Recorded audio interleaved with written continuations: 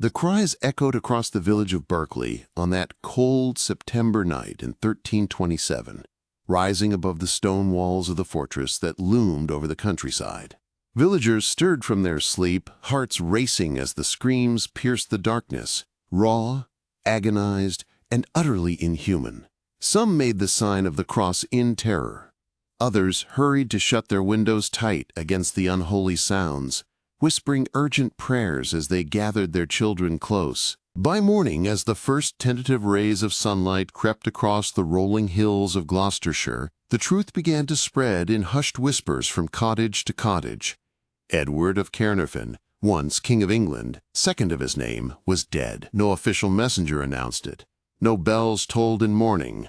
Just the cold certainty that whatever had happened within those castle walls during the night hours had been neither peaceful nor natural. The screams told a different story than the one that would soon be crafted by those in power. This is how legends begin, in the spaces between official proclamations and whispered truths.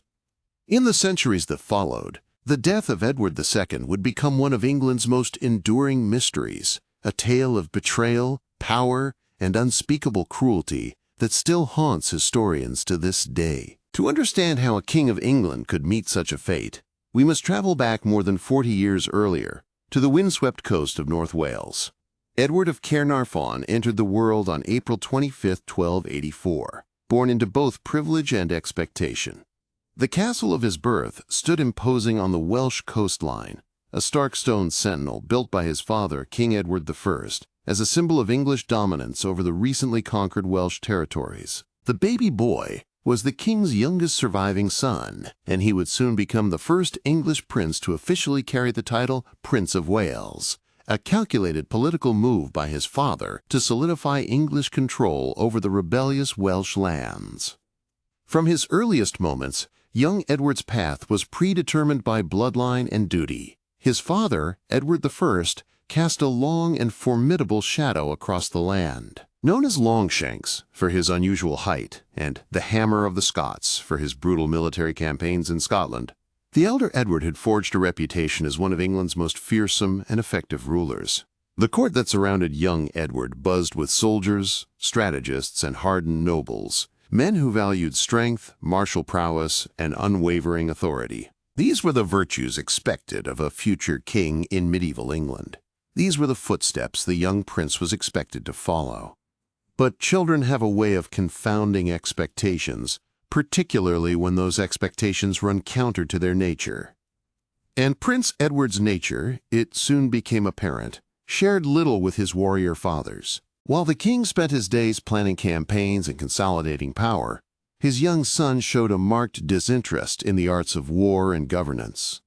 Instead, Edward preferred more peaceful pursuits, swimming and rowing on the castle lakes, listening to music and poetry in the great hall, and most perplexing to the court, working with his hands alongside common laborers. Court chroniclers recorded with barely concealed bewilderment how the prince would occasionally abandon his royal duties to help thatch roofs, dig ditches, or work the bellows at the royal blacksmith's forge. He showed skill in craftsmanship, delighted in mechanical devices, and seemed more comfortable among laborers than knights. "He works with his hands as if born to it," one observer wrote, his tone suggesting this was hardly a compliment for a future king. Such behavior was more than merely eccentric. It was potentially dangerous.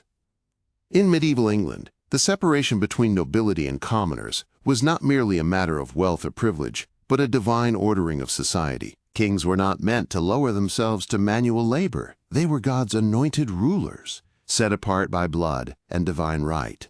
Edward's casual disregard for these boundaries troubled those around him. His father's displeasure manifested in increasingly harsh ways. Court records hint at numerous confrontations between father and son, though most were carefully glossed over by official chroniclers. One incident, however, proved too dramatic to conceal.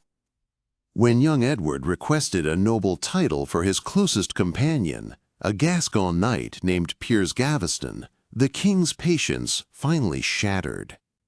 In a rage witnessed by multiple courtiers, Edward I seized his son by his auburn hair and tore out handfuls of it, shouting that the prince was a fool who surrounded himself with base influences rather than men of proper nobility and character. "You are not worthy to rule this land," the king reportedly snarled as the prince cowered before him, "if you cannot even rule your own heart." The humiliated prince withdrew further into his circle of chosen companions, creating a gulf between himself and his father that would never truly heal. Edward I continued to wage his wars and extend English power. While his son retreated into pursuits the king considered frivolous and unmanly. It was not that the prince lacked intelligence.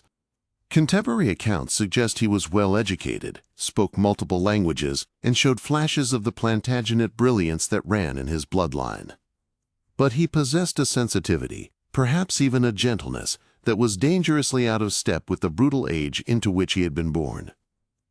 In a time when kings needed to be warriors above all else, Edward showed little appetite for blood and conquest. As he grew into manhood, the predictions whispered throughout the court grew increasingly dark. How could such a prince ever hope to hold the fearsome kingdom his father had built through fear and steel? How could hands more accustomed to craftsmen's tools ever hope to wield the heavy sword of state? The answer would come sooner than anyone expected. The year 1307 arrived with the bitter winds of change. Far to the north, in the wild borderlands between England and Scotland, the aging Edward I, now 68 and increasingly ill, led yet another campaign against the rebellious Scots. Determined to crush Robert the Bruce's growing resistance movement, the king pushed himself beyond his aging body's limits. On July 7th, at the village of Burgh by Sands, the great Edward I, conqueror of Wales, hammer of Scotland, and terror of his enemies, finally met the one foe he could not defeat. When news of the king's death reached the 23-year-old prince, it allegedly found him engaged in one of his favorite pastimes, swimming in a castle pond rather than attending to matters of state. Whether this detail is historical truth or merely a colorful embellishment by chroniclers eager to emphasize his unsuitability hardly matters. The reality remained the same. Edward of Caernarfon, a prince widely regarded as unprepared and unsuitable, was now Edward II, King of England, Lord of Ireland, and Duke of Aquitaine. His first action as king revealed much about the man and the priorities that would define his troubled reign. While his father's body was still being transported south for burial, Edward II signed a royal proclamation recalling Piers Gaveston from exile. The young Gascon knight had been banished by Edward I shortly before the old king's death, a punishment for what the king saw as Gaveston's corrupting influence on the prince. Not only did Edward recall his friend, but he elevated him with shocking speed and generosity, granting him the earldom of Cornwall, a title traditionally reserved for members of the royal family. The new king bestowed valuable lands, precious jewels from the royal treasury, and positions of significant influence upon Gaveston, a man whose only qualification appeared to be his close friendship with Edward. "He loved him more than a brother," wrote one chronicler, "and valued him above all men." The nature of the relationship between Edward and Gaveston has been debated by historians for centuries. What is clear from contemporary accounts is that their bond was unusually intense, publicly demonstrative, and, to the conservative medieval nobility, deeply troubling. Whether their relationship included physical intimacy, as many historians now believe likely, or was simply an emotionally exclusive friendship that threatened traditional power structures, matters less than how it was perceived by those around them. And that perception was decidedly negative. "The king's excessive love and favor for one person shut out all others," lamented Walter of Guisborough, a chronicler of the time. "For this man alone found favor in the king's eyes, and the king showed him such affection and love that he drew hatred upon himself." Edward's obsessive devotion to Gaveston created immediate political problems. During his coronation in February 1308, a ceremony of immense symbolic importance, the king shocked onlookers by paying more attention to Gaveston than to the sacred rituals of kingship. Edward assigned Gaveston the honor of carrying St. Edward's crown in the procession, a privilege normally reserved for a royal prince or the highest nobles of the realm. Even more damaging was Edward's treatment of his new queen, Isabella of France. The marriage had been arranged by Edward I to secure peace with France, and the 12-year-old Isabella, daughter of King Philip IV, one of Europe's most powerful monarchs, represented a crucial diplomatic alliance.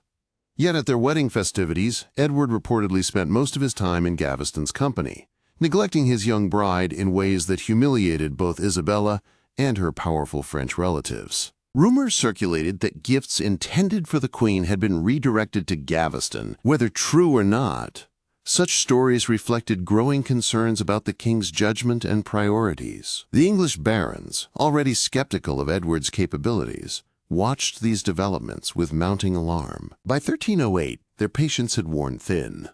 Led by the king's powerful cousin, Thomas, Earl of Lancaster, the barons forced Edward to temporarily exile Gaveston again. The king reluctantly complied, but immediately began plotting his friend's return. What followed was a dangerous pattern that would characterize much of Edward's reign. Gaveston would be exiled under pressure from the barons, only for Edward to recall him months later, each time granting him more power and wealth, further inflaming noble resentment. With each cycle, the constitutional crisis deepened. In 1312, the situation reached its breaking point. A group of powerful barons, led by the Earls of Lancaster, Warwick, and Hereford, captured Gaveston at Berkeley Castle. Despite promises of safe conduct, they took matters into their own hands. On June 19th, on a remote hilltop near the village of Blacklow, they executed Gaveston without trial, stabbing him before beheading him and leaving his body to be found by the king's men. When Edward received news of Gaveston's death, he was devastated. Witnesses described him weeping openly, behavior considered unbecoming for a king. He swore vengeance against those responsible, particularly the Earl of Warwick, whom he blamed as the ringleader. But in the immediate aftermath, Edward lacked the power to challenge the baronial faction directly. He was forced into an uneasy reconciliation with Lancaster and the other lords, agreeing to reforms in exchange for peace. But the scar remained. Edward would never truly forgive those who had taken Gaveston from him. The execution planted seeds of bitterness and distrust that would poison English politics for years to come. The years following Gaveston's death offered Edward an opportunity to rebuild his kingship and establish himself as a capable ruler in his own right. Instead, his reign suffered its most catastrophic blow, a military disaster that would forever tarnish his reputation and weaken his grip on power. The battlefield at Bannockburn, near Stirling in Scotland, became the stage for Edward's most humiliating defeat. In June 1314, determined to crush Robert the Bruce's Scottish rebellion once and for all, Edward marshaled one of the largest English armies ever assembled, perhaps 20,000 men, including heavily armored cavalry, archers, and infantry drawn from across his kingdom. It was a force that should have easily overwhelmed Bruce's smaller Scottish army. But numbers alone do not win battles. Bruce chose his ground carefully, positioning his forces on firm, high ground bordered by marshy terrain that neutralized the English cavalry advantage. The narrow approach forced Edward's massive army to funnel into a constricted space where they couldn't deploy properly. On the first day of battle, June 23rd, the English vanguard encountered unexpected resistance. A Scottish schiltron, a disciplined formation of spearmen, repulsed the initial English cavalry charge. When an English knight, Sir Henry de Bohun, spotted Robert Bruce riding alone before the Scottish lines, he charged forward, seeking personal glory. Bruce, despite being smaller and mounted on a lighter horse, stood his ground. As de Bohun thundered toward him with lowered lance, Bruce calmly maneuvered his mount at the last moment, rose in his stirrups, and with a single mighty blow of his battle-axe, split the Englishman's helmet and skull. The Scottish troops roared their approval, while the English watched in stunned silence. It was an omen of what was to come. On the second day, Edward ordered a full frontal assault. His army advanced across boggy ground, where men and horses struggled through mud and hidden pits. The Scottish schiltrons held firm against the disorganized English attacks. Then, at a critical moment, what appeared to be fresh Scottish reinforcements appeared on a nearby hill.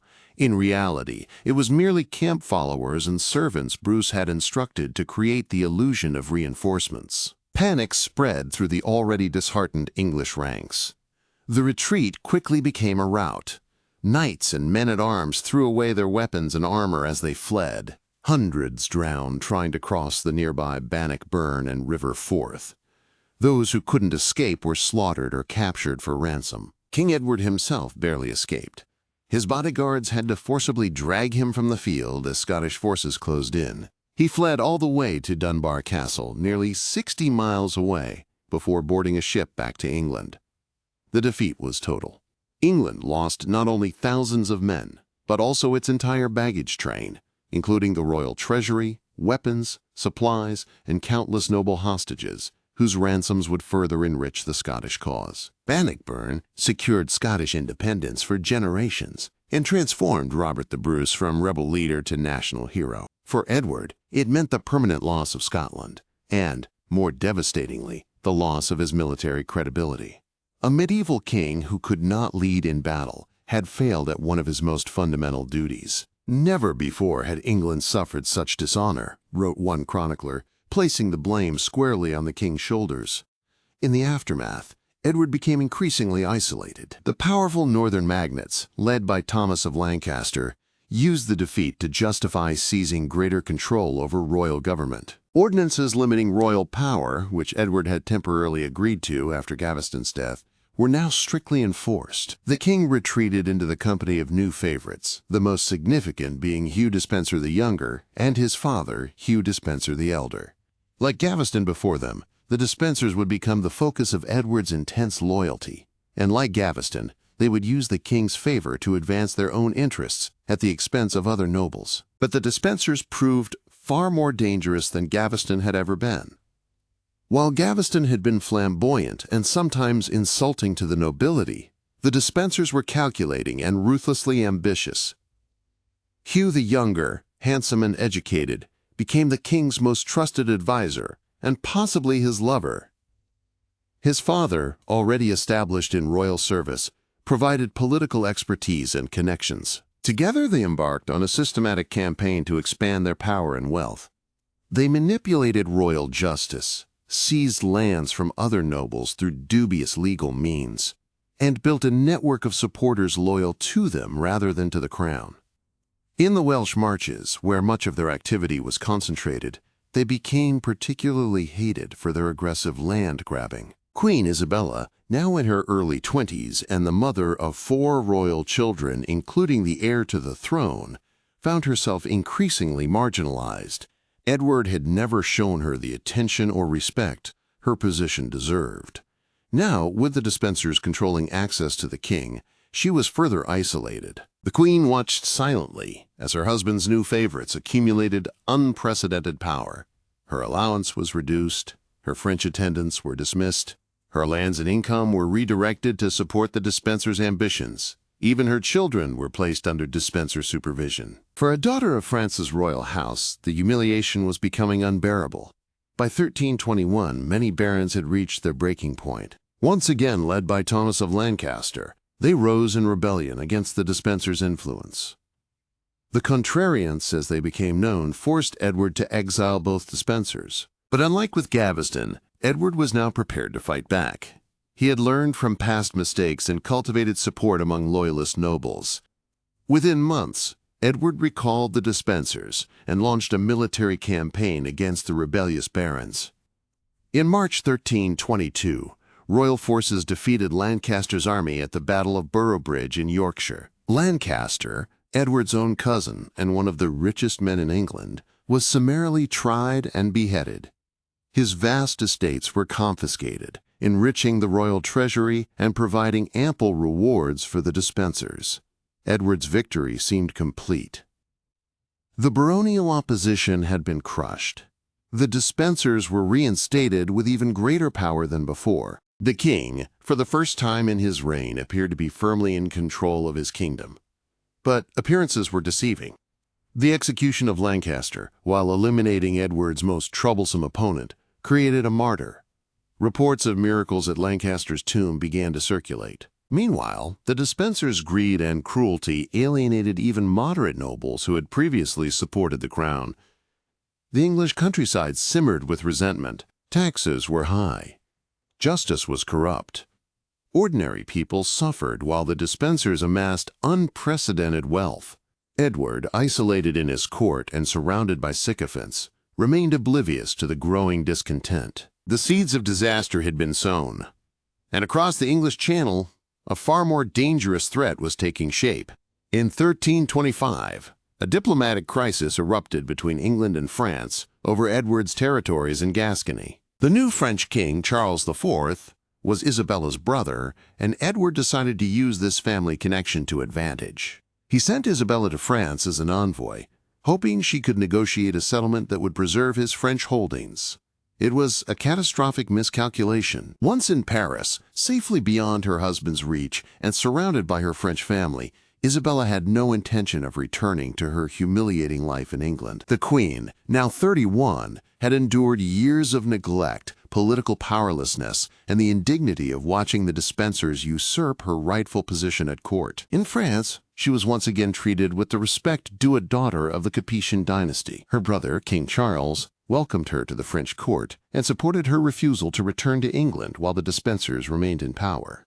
For the first time in years, Isabella found herself in a position of strength rather than vulnerability. Then, in a development that transformed a marital dispute into a full-blown constitutional crisis, Isabella formed an alliance with Roger Mortimer, a powerful Marcher lord who had escaped from the Tower of London after being imprisoned by Edward for opposing the Despensers. Mortimer had fled to France in 1323 and had already been plotting against Edward from exile. In Isabella, he found the perfect partner, someone whose royal status could legitimize his rebellion and whose grievances against the king matched his own.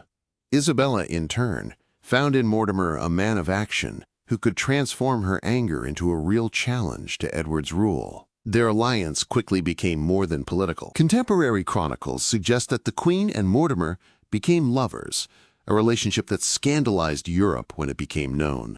Isabella, who had once been known as the Fair Maiden of France, was now denounced by English royal propagandists as the she-wolf of France. Edward, hearing reports of his wife's behavior, demanded her return to England. When she refused, he cut off her income and sought to bring their 13-year-old son, the future Edward III, back from France, where he had joined his mother on a separate diplomatic mission regarding the French territories. Isabella's response was bold. She announced that she would not return to England until Hugh Despenser was removed from power. She declared herself and her son to be in fear for their lives should they return, while the Despensers maintained their influence over the king. To strengthen her position, Isabella arranged a betrothal between her son and Philippa of Hainault, daughter of the Count of Hainault in what is now Belgium. The Count provided funds and troops in return for the marriage agreement. With these resources and the support of other English exiles, Isabella and Mortimer prepared for invasion. In September 1326, their small force, perhaps no more than 1,500 men, landed at the port of Orwell in Suffolk. Isabella came not as a foreign invader, but as a queen claiming to liberate England from the corrupt influence of the Despensers. She carried a banner displaying the arms of England and France, emphasizing her royal status and legitimate claim to be acting in the interests of both kingdoms. What happened next astonished everyone. Instead of facing resistance, Isabella found the English people rallying to her cause. Town after town welcomed her. Nobles who had remained loyal to Edward throughout his troubled reign now abandoned him. Even Edward's half-brothers sided with the Queen. The invasion became a triumphal progress across England. Edward and the Despensers, realizing the scale of the desertion, fled westward toward Wales, hoping to find safety in Despenser strongholds, or perhaps escape by sea to Ireland. They got as far as South Wales before their luck ran out. Hugh Despenser the Elder was captured at Bristol and immediately executed without trial. Edward and Hugh the Younger were caught near Lantrasant as they attempted to sail from the coast. The king was taken into custody, while Despenser was dragged to Hereford in chains. Hugh Despenser the Younger's end was as brutal as it was public. He was tried for treason in a hastily arranged court, presided over by nobles who had suffered under his regime. Found guilty, an outcome never in doubt, he was condemned to a traitor's death with embellishments that reflected the depth of hatred he had inspired. On November 24, 1326, Despenser was dragged through the streets of Hereford tied to 4 horses. At the gallows, he was hanged from a scaffold 50 feet high, but cut down while still conscious. Stripped naked and bound to a ladder, he watched as the executioner cut off his genitals and burned them before his eyes. His abdomen was sliced open, and his intestines were pulled out and burned while he still lived. Finally, his heart was cut out, and his body was beheaded and quartered. His head was mounted on London Bridge, and the 4 quarters of his body were sent to be displayed in Newcastle, York, Bristol, and Dover. The savagery of the execution served as both punishment and warning. This was the fate of those who abused royal power for personal gain. Many who watched approved of the cruelty, seeing it as deserved retribution for years of Despenser tyranny. Edward's own fate, though less immediately bloody, was equally unprecedented. Held in custody while Isabella and Mortimer consolidated power, he was moved first to Kenilworth Castle in Warwickshire. In January 1327, a parliament was convened at Westminster. There, the assembled lords and bishops agreed that Edward was unfit to rule and should be removed from the throne. A delegation was sent to Kenilworth to inform Edward of Parliament's decision. According to chronicles, Edward wept as the news was delivered, but ultimately accepted his deposition.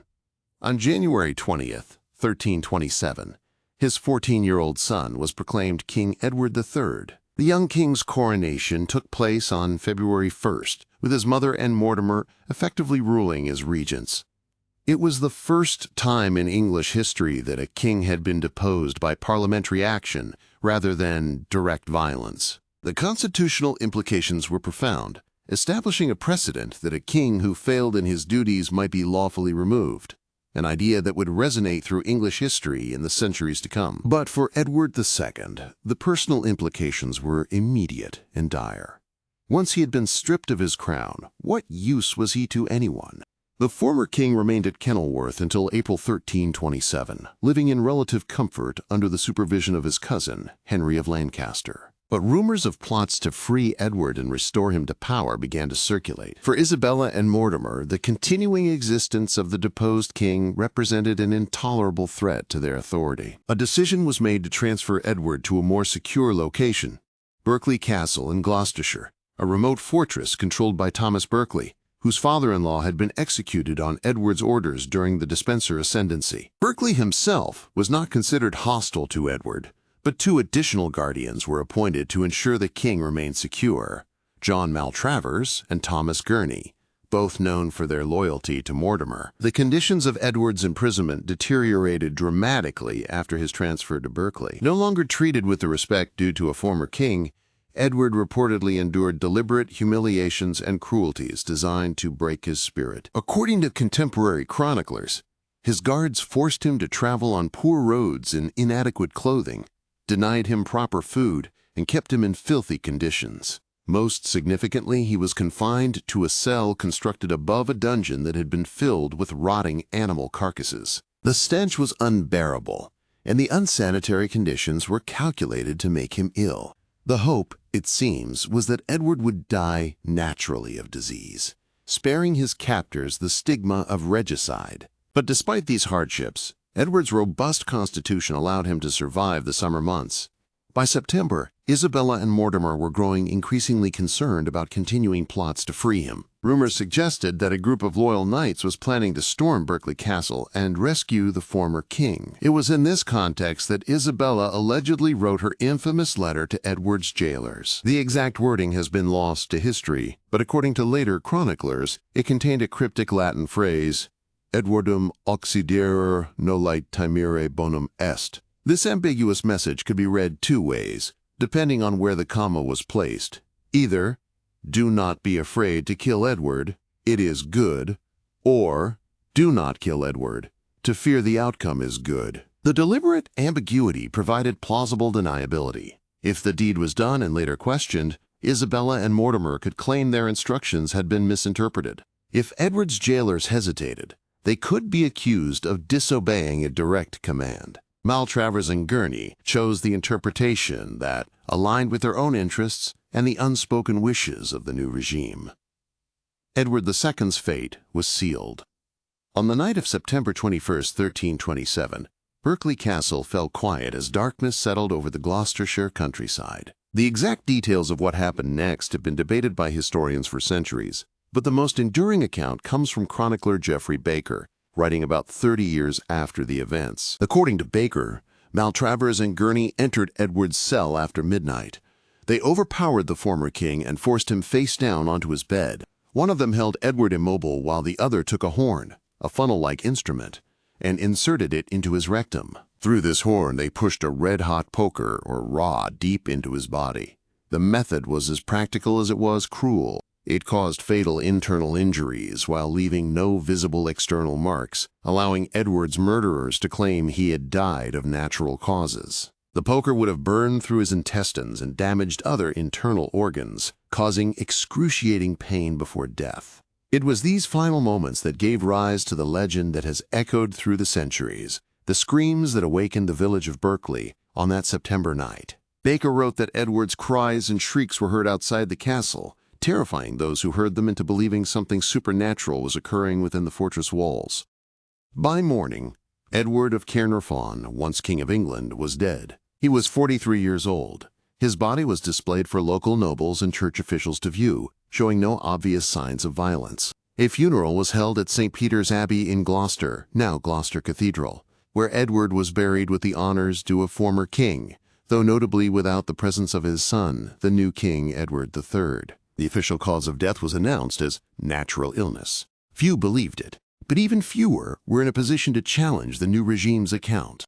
For 2 years after Edward II's death, Isabella and Mortimer ruled England in all but name. Though Edward III was the titular king, he was kept away from real power while the couple enriched themselves, eliminated enemies, and mismanaged the war with Scotland. But the young king was neither foolish nor weak. As he approached adulthood, Edward III carefully observed the excesses of his mother and her lover. He built alliances with nobles who resented Mortimer's domination. He waited for his moment. It came in October 1330. During a parliament at Nottingham Castle, the 18-year-old king staged a midnight coup. With a small group of loyal knights, Edward III entered the castle through a secret tunnel and burst into the chamber where Isabella and Mortimer were meeting. Despite Isabella's famous plea, "Fair son, have pity on gentle Mortimer," the young king had his mother's lover arrested. Mortimer was charged with numerous crimes, including the murder of Edward II. Unlike his predecessor, he received no trial by his peers. Edward III, determined to avoid creating another political martyr, had Mortimer condemned by royal writ and executed at Tyburn less than a month after his arrest. Isabella was spared execution, but removed from power. She spent several months under house arrest before being allowed to retire to Castle Rising in Norfolk, where she lived in comfortable seclusion until her death in 1358. Edward III went on to become one of England's most successful medieval kings. He restored royal authority, launched the 100 Years' War against France, and presided over a period of cultural and chivalric revival. The tragedy of his father's reign and death became a formative influence on his own approach to kingship, a lesson in what to avoid and how to balance royal authority with noble cooperation. But what of Edward II? In death, as in life, he remained a figure of controversy and mystery. The official version of his death, the red-hot poker murder, became widely accepted and entered historical tradition. Yet almost immediately, alternative accounts began to surface. The most persistent of these claimed that Edward had not died at Berkeley Castle at all, but had escaped or been allowed to flee.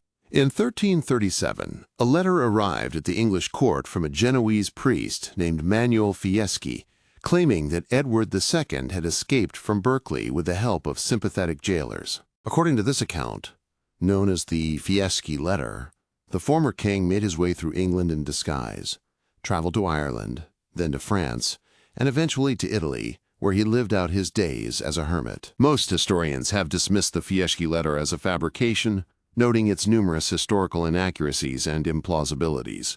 Yet the story it tells has proven remarkably persistent, periodically revived by those who find the official account of Edward's death too convenient for his enemies. Some point to Edward III's unusually lavish funeral arrangements for his father, and his later generous treatment of Berkeley Castle staff, as evidence that he knew something about his father's fate that others did not. Others note the curious fact that no one was ever officially punished for Edward II's murder, despite Edward III's otherwise thorough retribution against his father's enemies.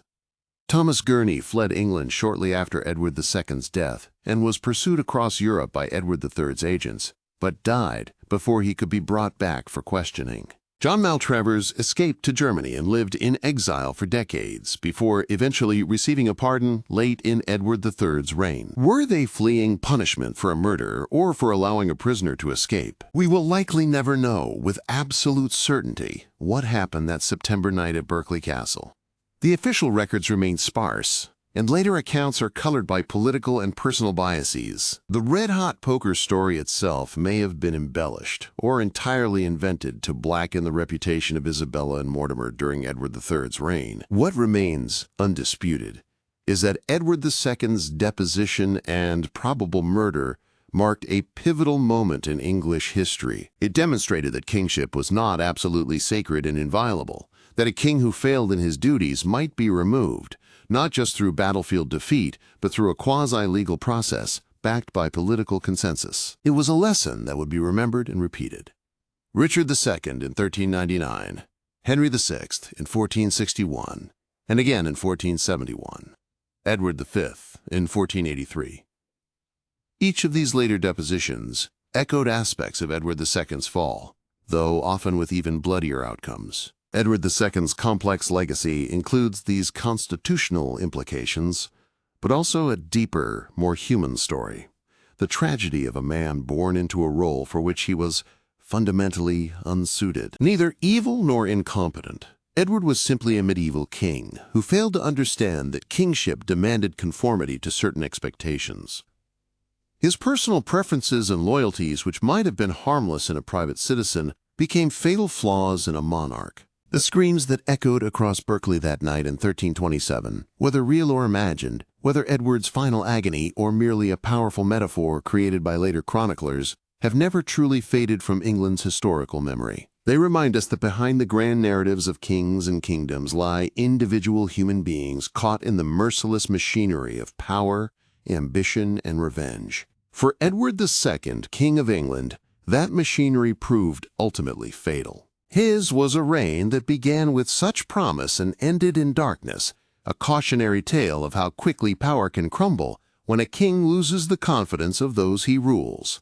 The castle at Berkeley still stands today, its stones silent witnesses to whatever truly happened within its walls nearly 7 centuries ago. Visitors report a heaviness in the air around the chamber where Edward was allegedly murdered, a lingering echo of that fateful September night when a king may have died screaming. Thank you for watching, and don't forget to like and subscribe.